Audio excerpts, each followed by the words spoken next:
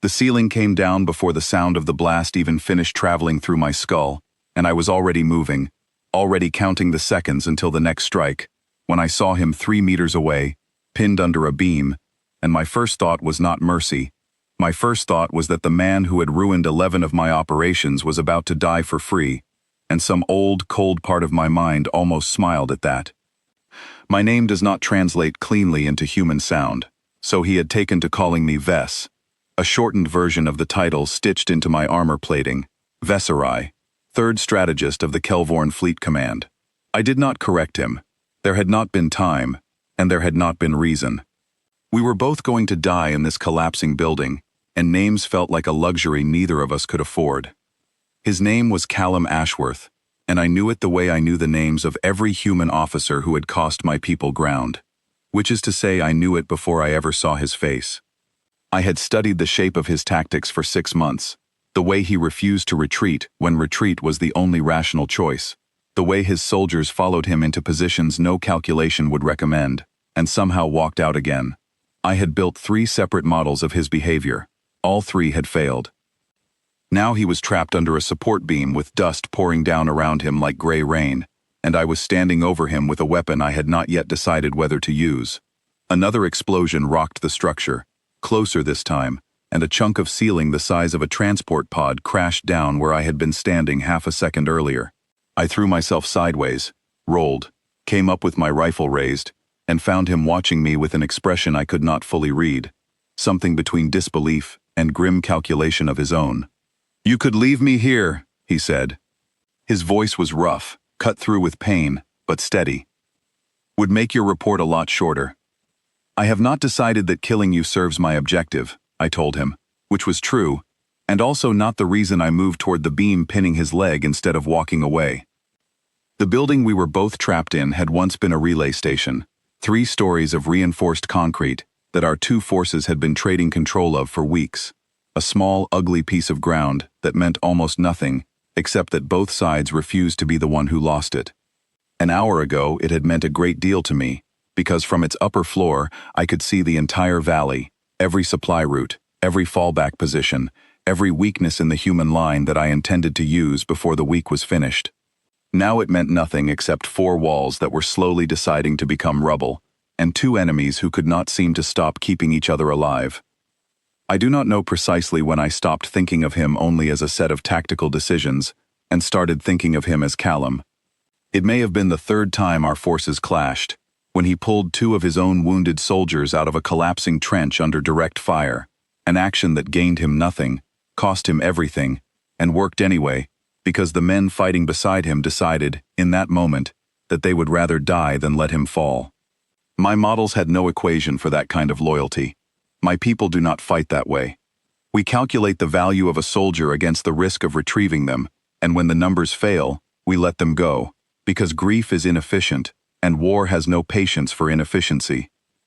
Humans, it seemed, had decided that some things were worth being inefficient for. I pulled the beam off his leg using the reinforced strength in my arm, an advantage of my species that had never once, in 6 months of war, felt like enough of an advantage. He gasped, tested the leg, found it would hold his weight if he leaned on the wall, and looked at me with something close to suspicion, though the suspicion had gone thin, worn down by hours of shared danger neither of us had asked for. "Why did you do that?" he asked. "Because a working leg improves your chance of surviving the next 20 minutes, I said, "and because my chance of surviving the next 20 minutes is currently tied to yours, whether either of us likes it." He almost laughed. It came out as a short, pained breath instead, cold logic, figures. It was not entirely cold, but I did not correct him on that either. We had ended up here through no plan of mine, and, I suspected, none of his. My command post had been struck by an unknown force an hour earlier, not human, not Kelvorn, something else entirely, a rogue faction that had been circling this war for months, feeding weapons to both sides, and taking territory when everyone else was too exhausted to notice. I had lost half my staff in the first minute. I had been running, trying to reach the extraction point, 2 kilometers south, when the second wave hit the relay station where Callum's unit had been dug in, and the ground itself, seemed to decide that both of us belonged in the same collapsing structure at the same time. Neither side had planned this. That, more than anything, was what convinced me it was real. We moved together toward what had once been a stairwell, now a jagged slope of broken concrete leading down into darkness. Callum went first, testing each step before trusting it with his full weight, and I followed, watching the shadows behind us more than the shadows ahead, because I had counted the enemy forces earlier, and I knew there were more of them than either of our sides currently understood. "You keep watching my back," he said, without turning around. "Thought you Kelvorn didn't do that. Thought it was every soldier calculates their own odds, and the rest is someone else's problem." "That is generally accurate," I said. "So why?" I did not have a clean answer, and I did not offer him a false one. Instead I said, "Because right now our odds are the same equation, and I have never enjoyed being bad at my job." That got the almost laugh out of him again, and this time it held a little longer before the pain in his leg cut it short. We reached the ground floor to find it worse than the floor above, half the outer wall gone, exposing us to open ground littered with the wreckage of 2 armies, and whatever the rogue faction had left behind. Fires burned in 3 places. Smoke hung low over broken vehicles. Somewhere in the distance, a structure was still coming apart, the sound of it rolling across the valley like slow thunder. Callum crouched behind a slab of fallen wall and pulled a small case from his belt, the kind of field kit every human soldier carried, and began wrapping his own leg with quick, practiced motions, as if this were an ordinary Tuesday and not the edge of a battlefield that no longer belonged to anyone. I watched him work, and found myself cataloging the wound, not as an enemy's weakness to exploit, but as a problem that needed solving, and the shift in my own thinking unsettled me more than the explosions had. "You should go your own direction," he said, not looking up from the bandage. "Your people will be looking for you. Mine will be looking for me. Better odds if we split." "Better odds mathematically," I agreed. "Worse odds practically. Neither of us knows this ground as well as whoever is still shooting at it. We stay together until we reach cover that holds." He studied me for a long moment, weighing something I could not name, and then nodded once.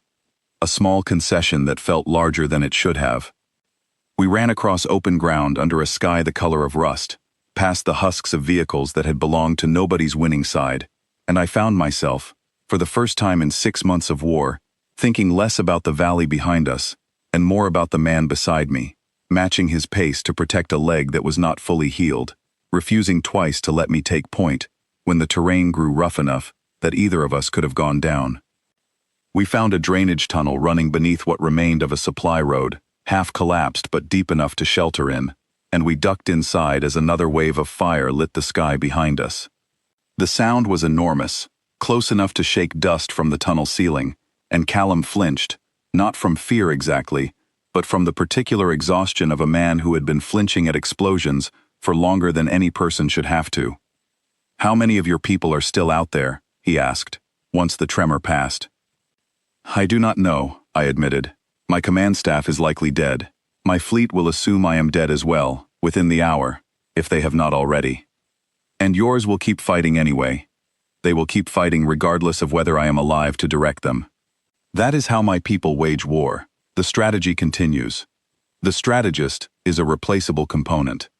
He was quiet for a moment, and I could feel him turning that thought over, testing its weight the way he had tested the broken stairs.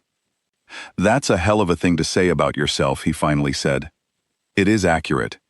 Accurate and true aren't always the same thing." I did not have a response prepared for that, which was, in itself, unusual for me.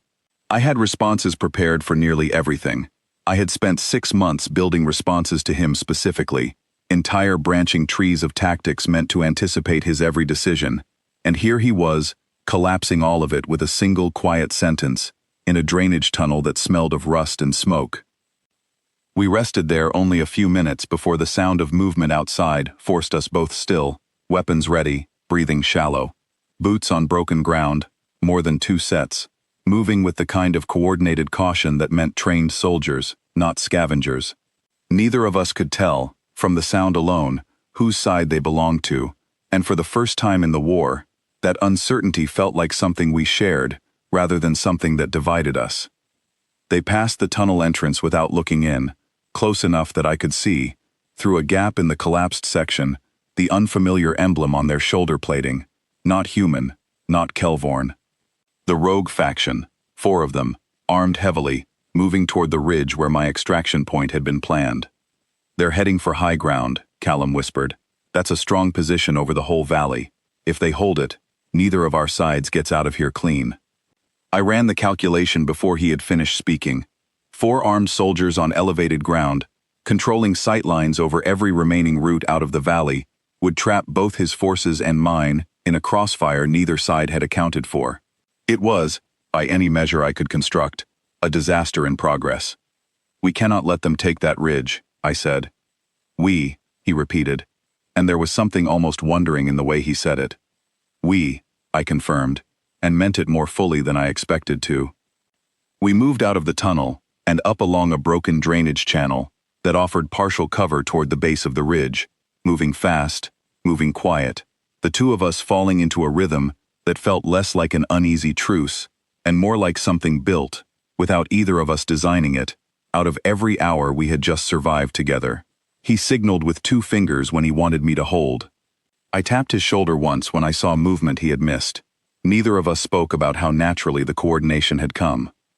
We reached the base of the ridge as the 4 soldiers were setting up a heavy weapon at its crest, exactly the kind of emplacement that would make the valley below a killing field for anyone trying to leave it. Callum crouched beside a boulder, breathing hard, calculating the angle of approach, and I found myself doing the same, the 2 of us building a plan together, without either of us claiming command of it. I take the left, he said. You take the right. We meet at the weapon. Agreed, I said, and it was strange how easily the word came, how little it cost me to place my survival directly into the hands of the man I had spent half a year trying to defeat. We split and climbed, and the fight that followed was fast and ugly, and over almost as quickly as it began. 4 soldiers who had not expected resistance from behind them, caught between a human who refused to slow down and a Kelvorn who had stopped, somewhere in the last hour, calculating whether saving him was worth the cost. 2 of the rogue soldiers went down before they finished turning. A third caught Callum across the shoulder hard enough to spin him into the dirt, and I moved without thinking, the way he had moved without thinking to pull that beam off nobody but himself, and put myself between him and the 4th soldier's weapon, just long enough for him to recover and finish what needed finishing. When it was done, the ridge was quiet except for our breathing, and the valley stretched out below us, scarred and burning in places, but no longer overlooked by a weapon meant to close it like a trap. Callum sat back against the same boulder we had used for cover, pressing a hand to his shoulder, and looked at me with an expression that had finally, fully, stopped being suspicion. You didn't have to do that, he said. Neither did you, I said, when you pulled your soldiers from that trench. When you gave me a working leg an hour ago, instead of leaving me under a beam, neither of us has been doing what we had to do for some time now. He laughed, a real one this time, tired and a little disbelieving, the kind of sound a person makes when the war has gone somewhere they never planned for it to go. My people are going to ask me a lot of questions about today, he said. Mine will ask fewer, I said. Mine will simply assume I made a calculated decision that served a larger objective. Did you? I considered the question honestly before answering it. I do not know yet what the larger objective was. I only know that abandoning you stopped being an option somewhere between the beam and the ridge, and I have not found a version of the mathematics that regrets it. We held that ridge for 11 more minutes before the sound of engines rose from the eastern approach, and both of us went still, weapons ready, uncertain until the last possible second whose colors would come around the bend of the broken road. It turned out to be neither of our forces cleanly, but a mixed patrol, human and Kelvorn both, moving together under a hastily raised flag of shared emergency, the kind of arrangement that only happens when a threat becomes large enough that old lines stop mattering for an hour. They found us standing on a ridge we had taken together, a Kelvorn strategist and a human officer who should have been trying to kill each other, instead standing shoulder to shoulder over the bodies of an enemy neither side had fully understood until today. The questions came fast after that, from both sides, sharp and suspicious, and I answered what I could, and Callum answered what he could, And neither of our answers fully satisfied anyone who was looking for a simple story. There was no simple story. There was only a collapsing building, a beam across a leg, a drainage tunnel that smelled of rust, and a ridge that needed taking by two people who had stopped, somewhere along the way, being able to see each other only as the shape of an enemy. In the days that followed, my command staff, those who had survived the earlier strike, treated my account of the ridge with the careful, wary respect reserved for a strategist whose choices no longer fit neatly into the models they were used to running. Callum's officers, from what I later heard, treated him much the same way. Neither of us was punished for what had happened. Neither of us was fully believed either, not in the way that matters, not by people who had not stood in that drainage tunnel and felt the ground shake with both of us breathing the same held breath. We were given, eventually, a temporary and uneasy assignment together, a joint reconnaissance post overlooking the same valley where the rogue faction had nearly closed a trap around both our peoples, because someone in command on both sides had finally noticed that the two of us moving as one unit had accomplished, in an afternoon, what 6 months of separate war had failed to touch. I do not know if it will last. I do not know if the peace that formed on that ridge will survive contact with the larger war still grinding on beyond this valley's edges. I know only this. I stood over Callum Ashworth once, weapon raised, deciding whether killing him served my objective, and I chose instead to pull a beam from his leg. I do not regret that decision, and in a war built entirely from decisions meant to be regretted by someone, that alone feels like the beginning of something worth calculating toward. He asked me, on the last evening before we were assigned this post, why I had thrown myself over him earlier that day, when the wreckage above us finally gave way, and something heavy came down toward where he lay still recovering. I had not thought about the choice before I made it. I had simply moved, the way he moved when logic said stay down, and instinct said otherwise, and taken the weight of it across my own back instead of his. I did not have your kind of instinct built into me, I told him honestly. I have only ever had calculation.